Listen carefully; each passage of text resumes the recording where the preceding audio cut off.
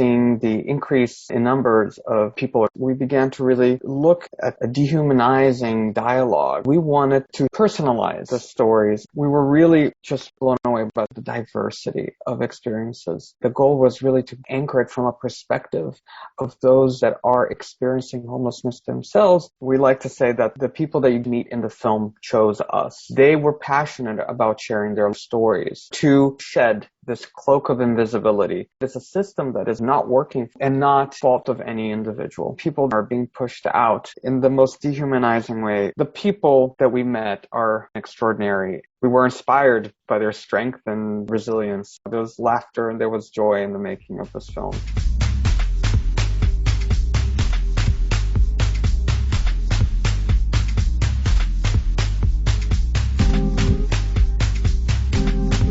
Welcome to Angel City Culture Quest, where art, social justice, and the environment meet in Los Angeles. I am your host, Melina Paris, and I welcome you to this episode.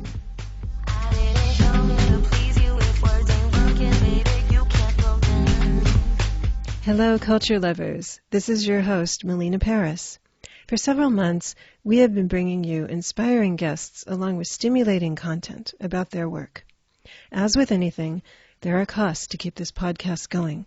So if you're able, join me in this quest with your support. Think of it as a cultural tip jar to share any amount that you're comfortable with. Or you can make a regular offering with as little as $4 a month. This will contribute to my ability to continue bringing you the great work of these artists, activists, and others, plus the cultural content that you want to hear about. I appreciate you, and I would be honored to have your support. To join, please go to our Patreon link at patreon.com/Angel City Culture Quest.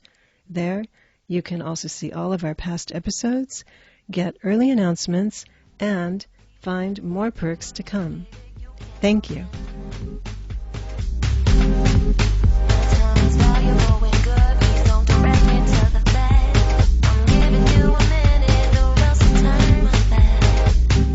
Hello, everybody, and welcome to Angel City Culture Quest. Today, we are speaking to Pedro Kos, the co-director of Lead Me Home, an Academy Award-nominated documentary short. Lead Me Home is a strikingly filmed chronicle on homelessness, which Pedro and co-director Jon Shenk made over 3 years in 3 major West Coast cities, Los Angeles, San Francisco, and Seattle. In it, viewers are treated to dramatic, all-encompassing aerial views and intimate portraits of its subjects. Hello, Pedro, and welcome. Hi, Melina. Thank you so much for having me. Thank you for being here. Before we get started, I want to share some of Pedro's background with you. His latest documentary feature film, Rebel Hearts, which he directed, wrote, and edited, premiered in the U.S. documentary competition at the 2021 Sundance Film Festival and was released worldwide by Discovery Plus in the summer of 2021. Prior to that, he wrote and produced Jahan Najem and Karine Amer's Netflix original documentary, The Great Hack, which premiered at the 2019 Sundance Film Festival and was nominated for a BAFTA award. His feature directorial debut, Bending the Arc, co-directed with Keith Davidson, premiered at the 2017 Sundance Film Festival. Previously, Pedro has edited several award-winning and award-nominated films, including The Square, which earned him an Emmy Award for Best Editing for a nonfiction program, among others. Pedro is from Rio de Janeiro, Brazil, and he received his BA in theater directing from Yale University. Lead Me Home is a co-production of Netflix and Actual Films and produced by Bonni Cohen, Serin Marshall, and Richard Berge. And I'm happy to announce Lead Me Home will screen at the Warner Grand Theater in San Pedro on March 20th. So Pedro, in Lead Me Home, you and Jon Shenk filmed the daily lives of more than 24 subjects over 3 years. This method allows the viewer to almost be with the subject and have empathy for them. That is largely what makes this film so vital. It's shedding a much-needed light on these individual circumstances. Can you talk about your goal in making this film? Well, first of all, thank you again, Melina. It's an honor and a pleasure to be speaking with you.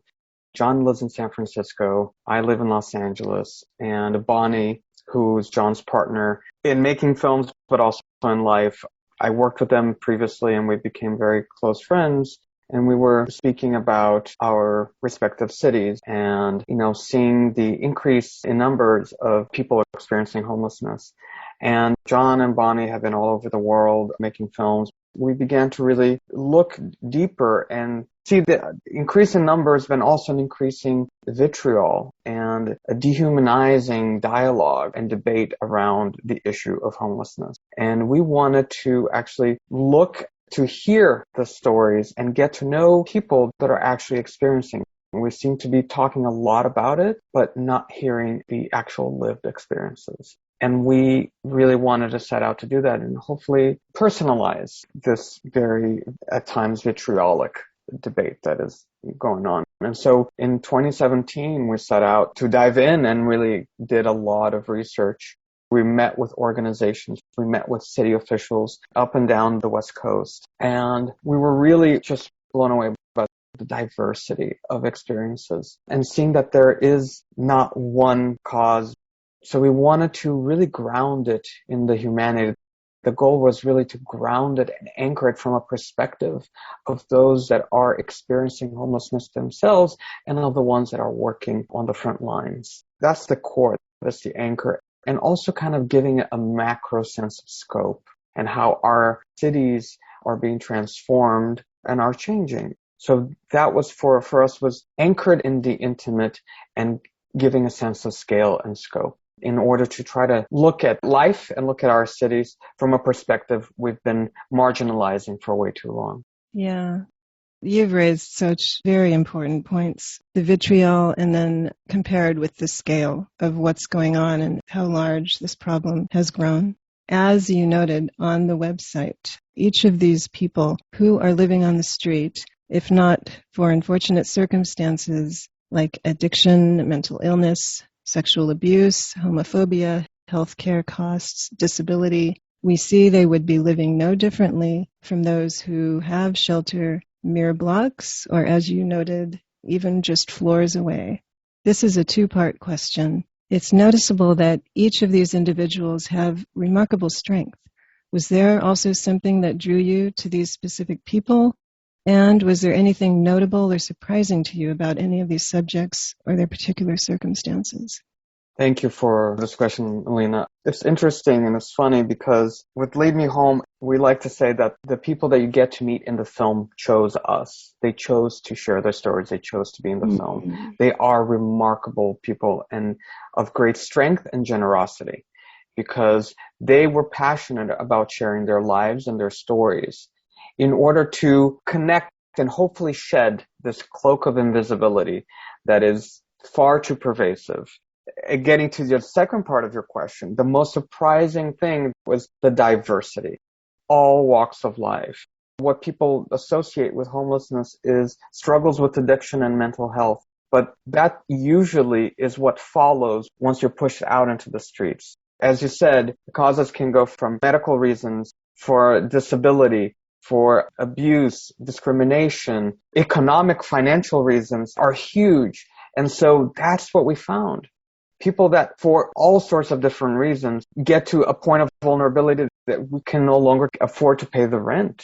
We met families that were experiencing homelessness because one of their children was diagnosed with leukemia and they had to pay for that health care. One of the parents had to quit their job to care for their sick child, and the other parent, in that salary alone, could not afford the rent. There's a scene in Lead Me Home. A young mother who's living out of her car is explaining to the outreach worker that, once she gets a job and she starts earning a certain amount, certain programs, assistance programs, are taken away. And so she's faced with, does she pay for food or pay for rent?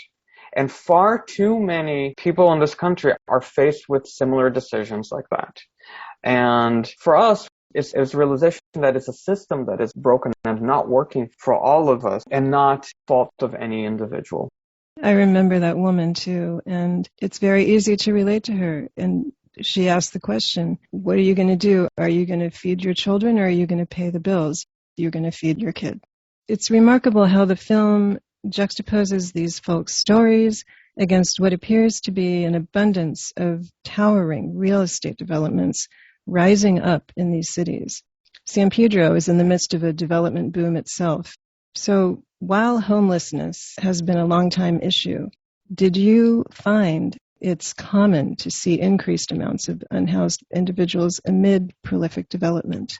We did. I have to give the caveat that I'm not an expert in this issue, so I can talk about what Jon and I and our team saw and experienced through these 4 years. And yes, we definitely see increased numbers, and the visuals that you see in the film is something that's been a very stark juxtaposition for us. Seeing these gleaming towers, like in downtown LA or where I live in Hollywood, and you look inside and they seem to be half empty. And with such enormous real estate speculation, and they're quite expensive to live in so many of those. And then meeting people like Flora, who works in janitorial services at a clinic in downtown LA and is not earning enough to pay rent, but thankfully she's now in housing.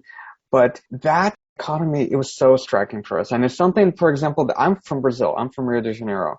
And I grew up seeing that stark gap between the haves and the have-nots. And to begin seeing that here in Los Angeles, in my home, was very jarring. And I have to say, alarming. And it's showing that this is a system that seems to be broken, that is too many people that have extraordinary potential are being underutilized and are being pushed out unnecessarily and are being pushed out in the most dehumanizing way out of a system that just seems to be discarding way too many of us. And it's sad, and it was very alarming, but that's why we wanted to ground it in the stories of the people they get to meet, because it's literally, as Eric in the film says, Eric, who is an outreach worker for LA Family Housing, when he's talking to Patty, as he's driving her to a shelter, he says, I'm one paycheck away from being the tent right next to you.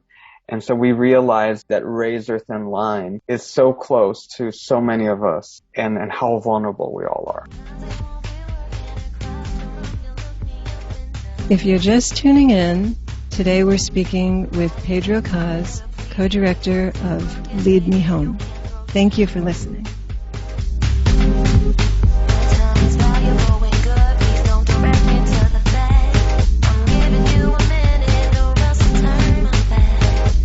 As listeners may know, San Pedro, which is located in the southernmost part of LA, has had a large number of unhoused individuals, but only some of them have been provided temporary housing. In 2020, during the previous homeless count, there were 66,436 homeless people recorded in Los Angeles and LA County, and 2,257 were living in Council District 15, which is this harbor area.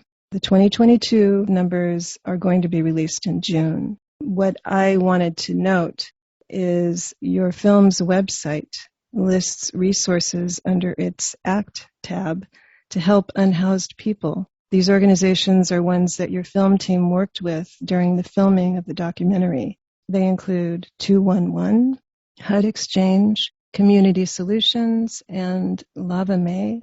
And in LA specifically, you have the Center in Hollywood, Chrysalis, and LA Family Housing. People can also see other organizations for San Francisco and Seattle there too.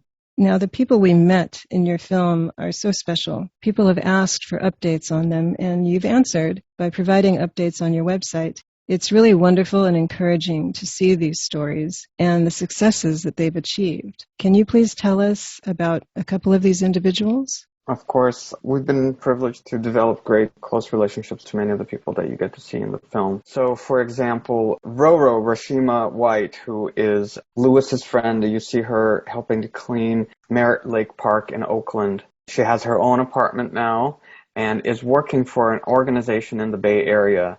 And now she herself is helping many people get into a more stable housing, including, I have to add, Lewis, who is her dear friend and is actually how we met her. through Lewis. And Lewis now is in a tiny home. They call it in Oakland, they call it a tough shed, but is sort of a temporary housing. And he's working on trying to get into more stable housing with the help of Roro. And that's the beauty of it. You see is sort of the community.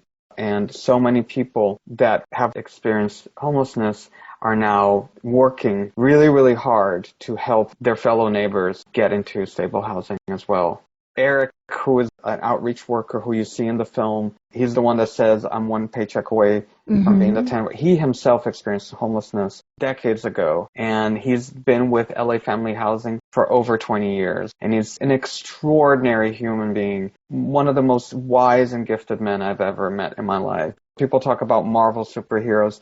Eric is a superhero. And he continues to work every day to try to help people who are on the street and kind of bring some dignity into people's lives again. So that's a little update. The other thing I just want to remark is the film tackles a heavy subject. The people that we met are wonderful and extraordinary, and there was a lot of joy as well in making Lead Me Home, to be able to spend time with them and connect with them and just share stories and share meals. And there was laughter and there was joy in the making of this film because we were inspired by their strength and by their incredible resilience and spirit. So it was really a great privilege. You've just said so many wonderful things, and it's heartwarming to hear that it was a positive experience. It's wonderful news to hear that Lewis has housing. It's a small community of support. As you said, that's exactly what I was thinking. And this community of support just so happens to stretch across 3 states. That's a beauty in itself. Exactly. And the mom that you meet who is pregnant, she's now also in her apartment with her kids and also is working for our organization and is doing really well. She's extraordinary and really was such a joy to be with and so inspiring. And she's helping others now too. She's a very strong woman. Lead Me Home Mom, which is how she's referred to on the Lead Me Home Instagram page. The way she handled the whole situation and made it all right for her children. It's a wonderful story. We could go on forever, but there's also Ronnie Futuristic, the dancer. Yes. He's great. And choreographer, I should say. And I understand he has housing now as well and is getting ready to do some work with some new R&B artists as well. Yeah, he is getting ready to start choreographing again, and he was, if I'm not mistaken, cast in a show, dancing. So he's living in downtown LA and really kind of trying to get back at it. He was actually able to get into housing via Project Room Key, which was a big program that really kind of began during the pandemic, and he was able to get his place via that. And so now is working on getting back into the swing of things. Again, an extraordinary artist and dancer. He has incredible gifts, and he's actually been recognized on the street from the film. Oh, yeah, he's a very recognizable person. So amid all this, there is good news, and there is hope. So Pedro, can you tell us where to find you? Yeah, you can connect with us via the website, leadmehomefilm.com.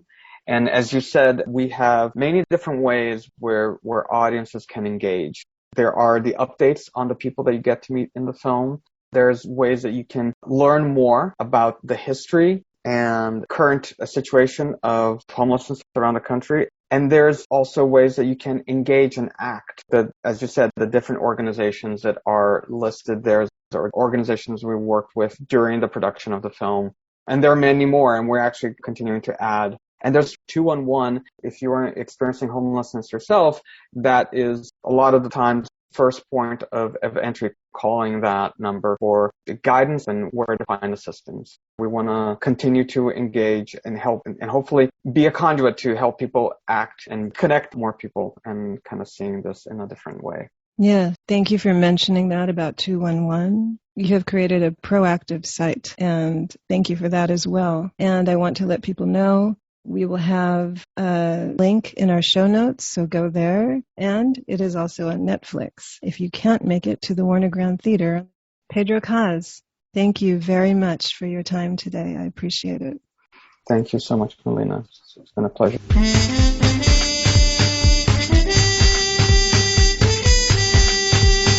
Thank you for listening.